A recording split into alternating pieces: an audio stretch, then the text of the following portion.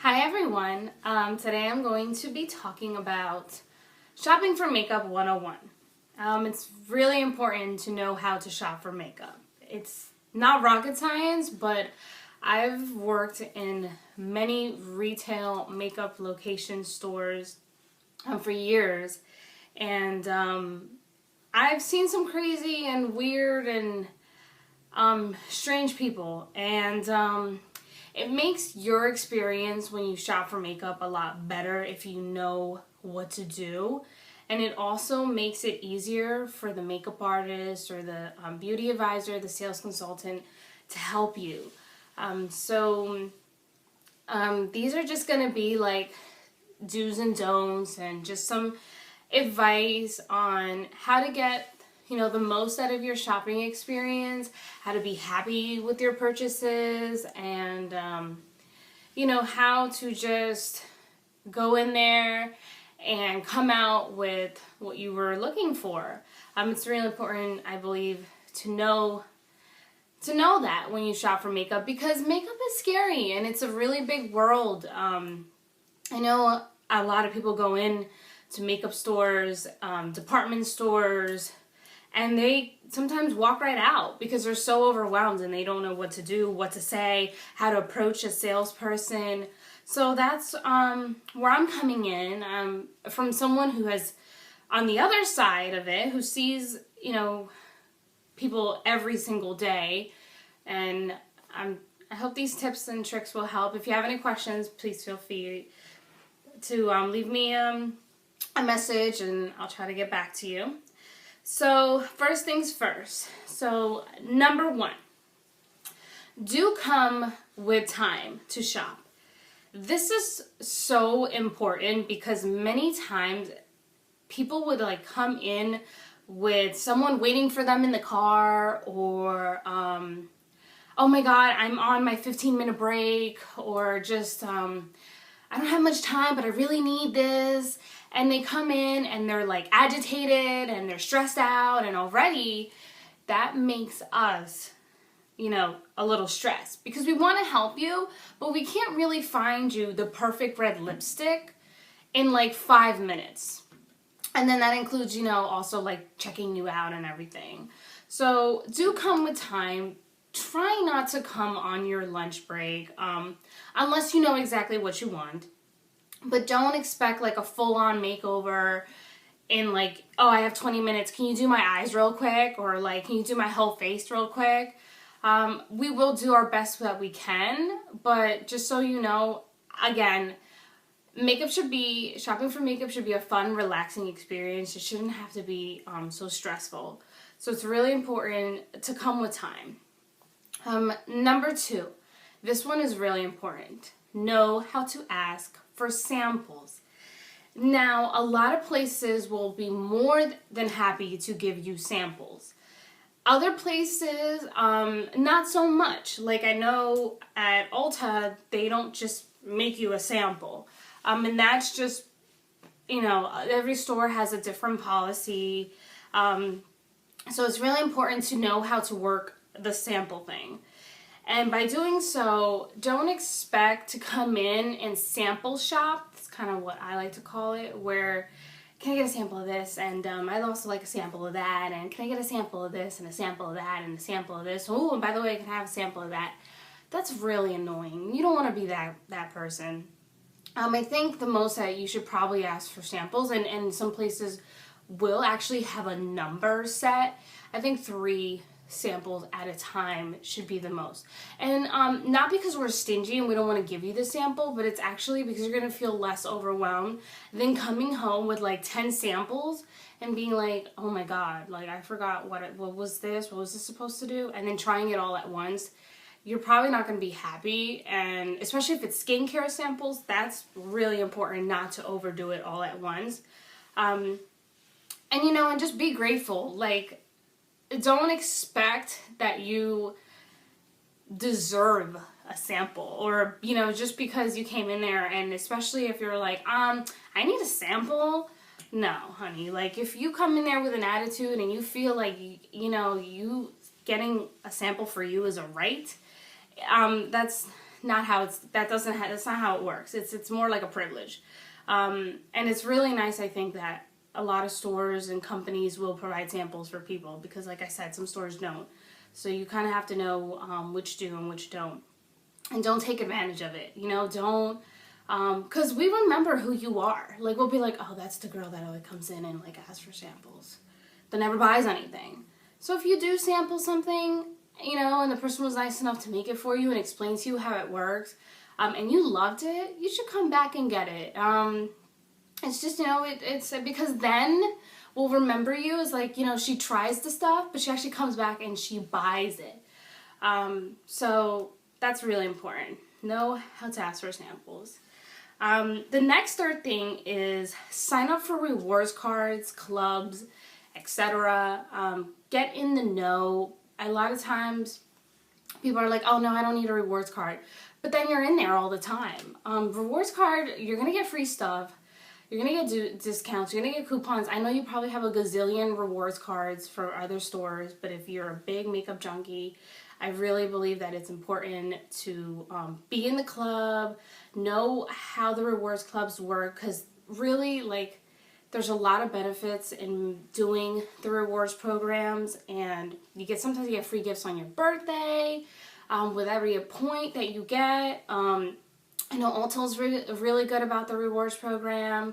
They'll give you, like, depending on what region it is, they'll give you like free full-size products. I mean, I know people that would come in all the time, always use a rewards card, and then they would accumulate so many points and they would come out with like a free blow dryer or a free perfume, full size. And I was like, oh my God. So it's really important to know, you know, your rewards program. And again, every store is different.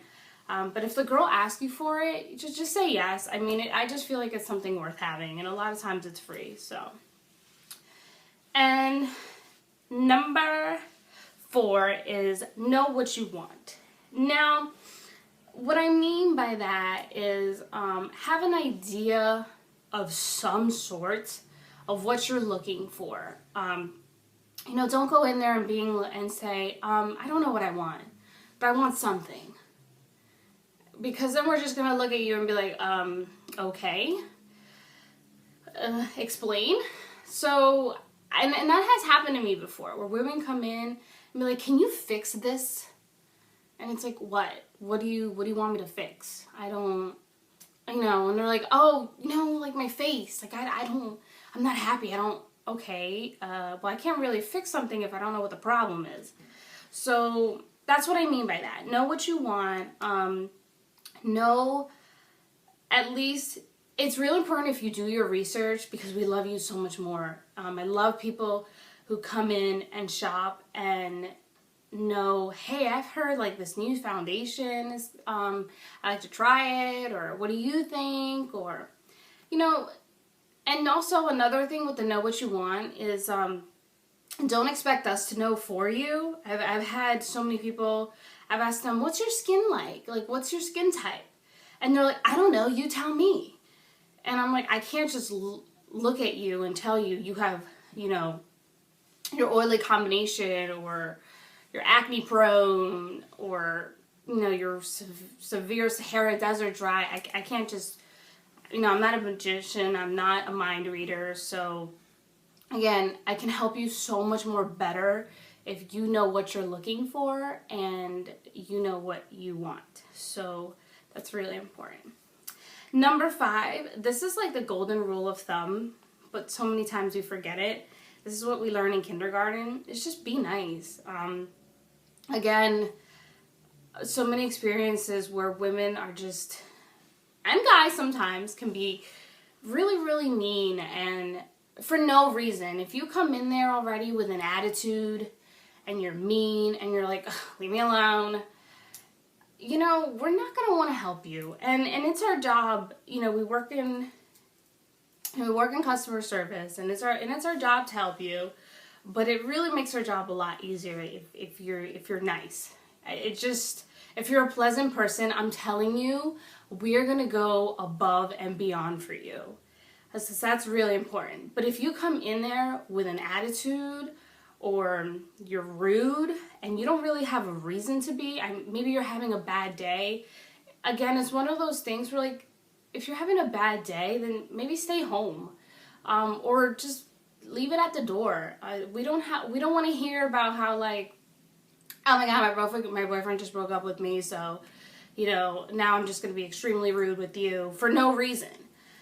So, again, you're going to be a lot happier. We're going to be a lot happier. And again, we'll give you the hookup. I mean, if you're nice. So, number 6 is don't expect a makeover to be free. Now, what I mean by this is don't go into like a department store and expect for us to do a full face of makeup and for you to say, all right, thank you, goodbye now, and walk away. Now, yes, technically in most places, makeovers are free.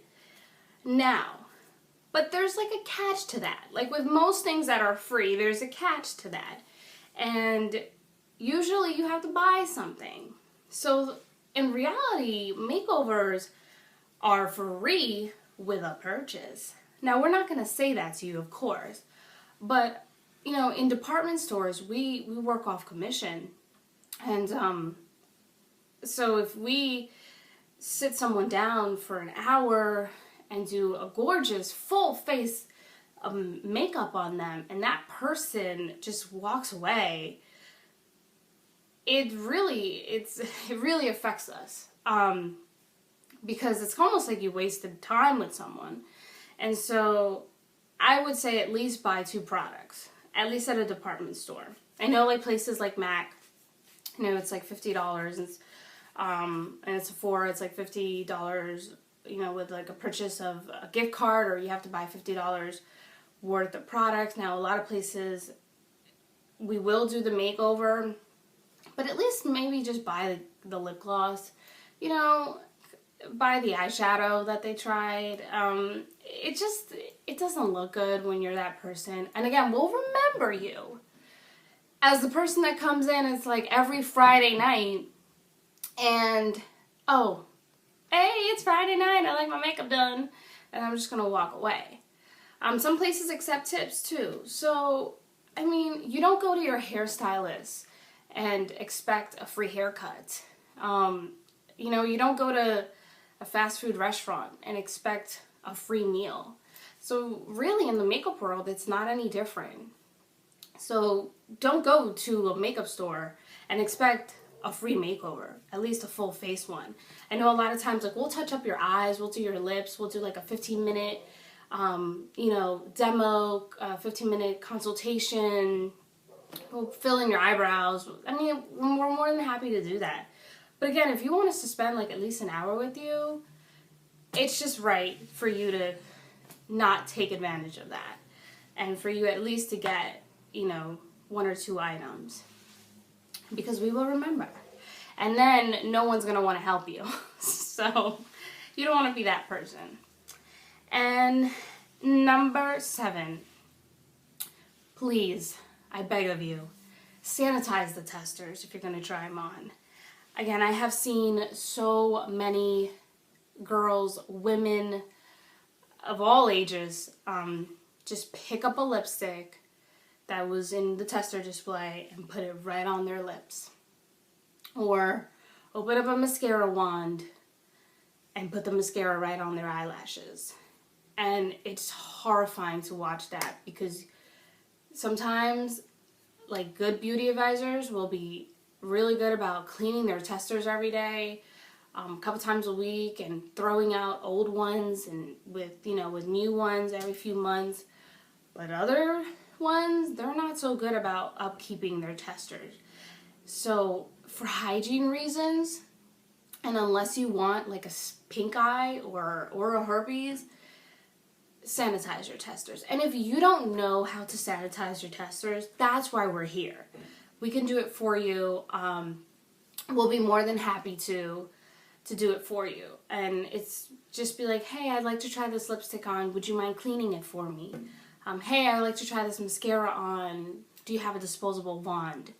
It's really important because it's a kind of dirty world out there in the makeup tester land, and trust me, you don't want to put on something that like 500 other women have put on before you.